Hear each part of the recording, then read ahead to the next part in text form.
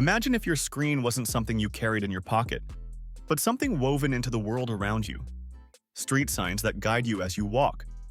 Doctors seeing a 3D heart floating above a patient. Or switching off your lights with just a glance.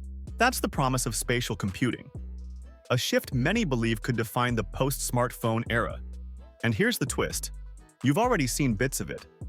AR filters on TikTok. Google Maps showing arrows in the street. Even the Apple Vision Pro. Welcome to the channel. If you enjoy content like this, don't forget to like and subscribe. So what exactly is spatial computing? Think of it as moving data out of flat screens and placing it into the real world. Instead of tapping apps, you'll interact with information through your body, your gaze, and your surroundings. It's like teaching computers to see and understand space the same way we do. Analogy?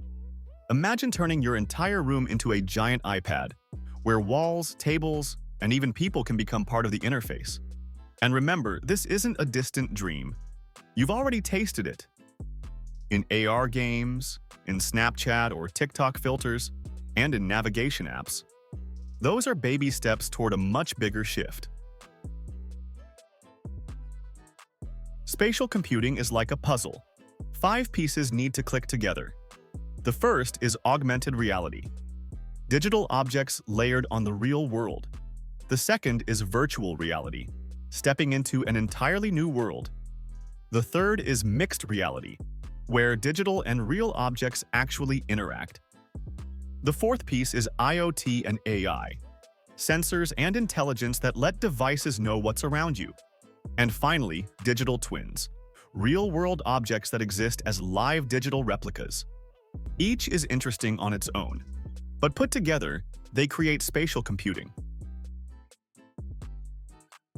This isn't just theory, it's already here. In healthcare, surgeons today rehearse on holographic hearts before real operations.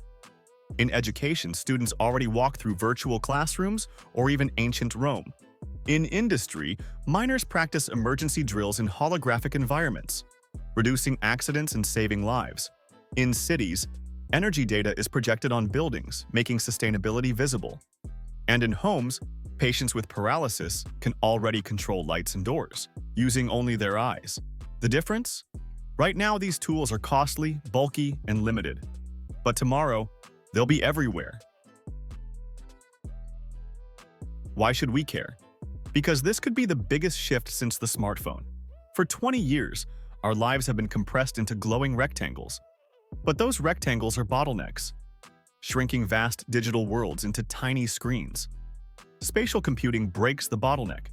It turns the whole world into your interface. Think back to the first smartphones, chunky, slow, and niche.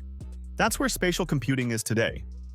The difference is, just like smartphones matured fast, spatial computing is on the same path. Analogy? Imagine living inside Google Maps, where directions float on the road itself, instead of being crammed into a little blue dot on your phone. But the road isn't smooth. Headsets are still bulky and expensive. Too much information can overwhelm instead of help. AR glasses may end up tracking everything you see, raising huge privacy concerns. And if these tools stay expensive, will they widen the gap between rich and poor? Spatial computing could free us from screens, or bury us under even more digital clutter. To recap, spatial computing moves digital data into physical space. You've already seen glimpses in AR filters, in navigation apps, in mixed reality training. It empowers doctors, students, workers, and everyday citizens. But it also raises big questions about privacy, overload, and access. The real question is this: will spatial computing liberate us from screens, or trap us in a new digital cage? We've seen how spatial computing is already reshaping healthcare, education, cities, and even our homes. It's not a future fantasy, it's here today, just in early clunky forms. The real disruption will come as it matures, becomes affordable, and reaches everyone. And that sets us up for our final episode in this Tech Disruptors series. Overhyped technologies. What actually got disrupty? Where we'll look back at the hype cycles of the past and uncover which technologies truly reshaped our world. and which ones quietly faded away. So make sure to like, subscribe, and hit the bell icon, because you won't want to miss this wrap-up episode.